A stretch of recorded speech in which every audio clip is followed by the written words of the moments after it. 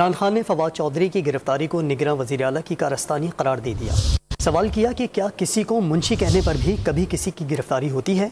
लाहौर में अपनी रिहाइशगाह से वीडियो लिंक खिताब में इल्ज़ाम आयद किया कि मोहसिन नकवी को लाने से साबित हो गया हुकूमत का इरादा इंतबात कराने का नहीं।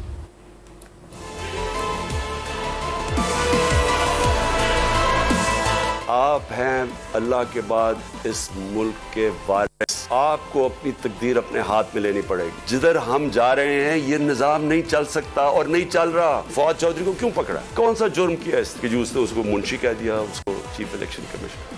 कभी इसके ऊपर भी किसी जमहूरियत में पकड़ा जाता? मेरे ऊपर कातिलाना हमला किस लिए किया गया? मैंने कौन सा जुर्म किया था? एक स्टेट को ऑप्रेस करते हुए मीडिया के लोगों को, हमारे वर्कर्स को मैंने कभी ऐसे नहीं देखा। किस बेसिस पे आपने मोहसिन नकवी को चुना? ये आदमी रिजीम चेंज जो हमारी गवर्नमेंट कराई गई है उसमें इसने सबसे बड़ा रोल इसका था। क्या आसिफ ज़रदारी इसको अपना बेटा नहीं कहता? आते साथ ही इसने अपने कारनामे दिखा दिए।